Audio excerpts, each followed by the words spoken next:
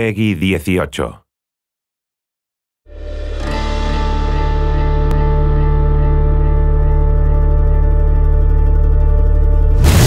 Hi everyone, I'm Roland Lesterlin, the game director for Just Cause 3, and welcome to the beautiful Mediterranean island chain of Medici.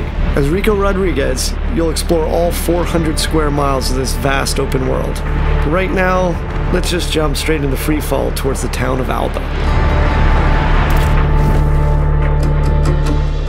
At Avalanche Studios, we love building huge sandbox worlds, and everything you see here on the screen you can travel to. The hills, the mountains, the beaches, you name it, what you see, you can go straight to it.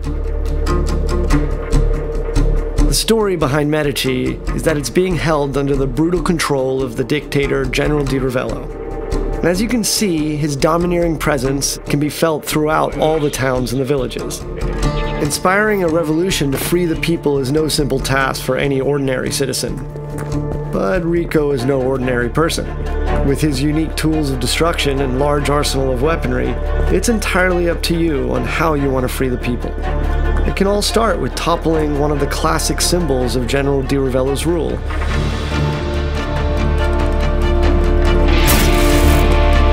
Here we'll see Rico using the physics of the world, and his new multi-tethers, to force Di Ravello's statue into inflicting damage upon itself.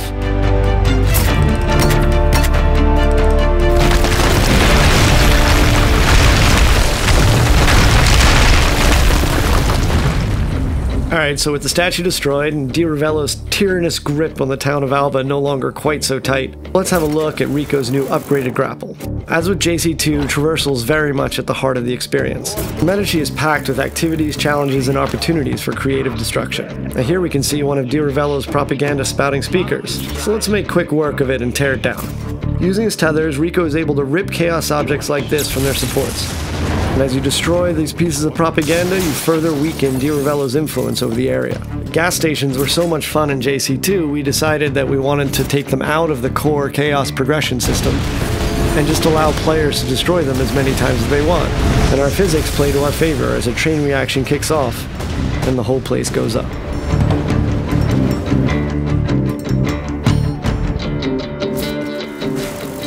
Let's take advantage of Rico's brand new wingsuit, which completes Rico's set of aerial abilities alongside the grapple and parachute.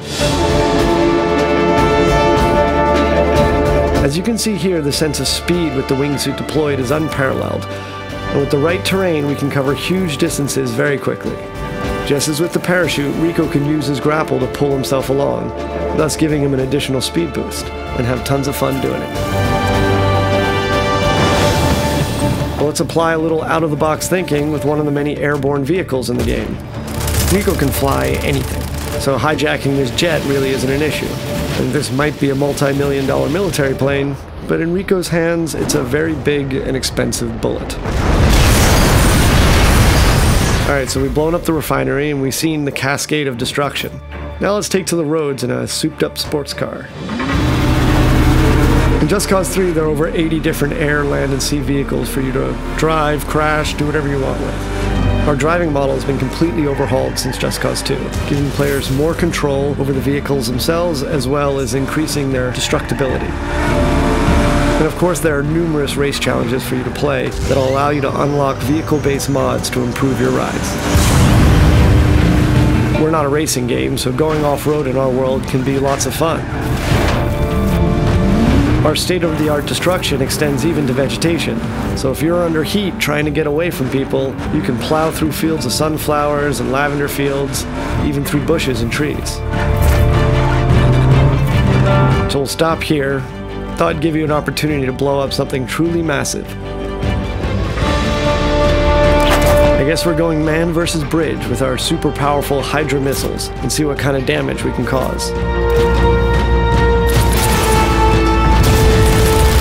Shooting out the supports will result in the bridge destroying in tons of different ways. And this means you can come up with your own great action moments. And that's the core of the sandbox experience.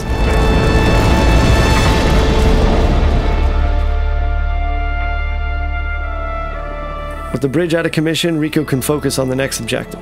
And to make that a little easier, we've instituted a new rebel drop system. The Rebel Drop system allows Rico to order weapons and vehicles at a moment's notice via airdrop.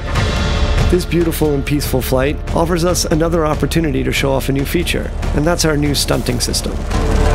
So we moved away from the specific authored points on vehicles from JC2 and allowed the player total freedom on top. So if you jump out onto the plane, you can actually walk around the plane wings themselves.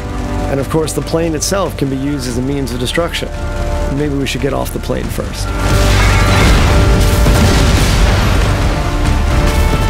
Let's swap out wings for wheels and take a motorbike for the remainder of our journey. And while it's nice to weave along Medici's roads with the wind in our face, it is inevitable that Di Ravello's men will catch up. We can do combat directly from the bike, and eventually defeating Di Ravello's military. And here we are at another of the General's huge military facilities. So let's put all of Rico's abilities and tools to the test, and take down Vigilator Sud's huge communication spires and satellite dish, and cripple the General's hold on Sirocco.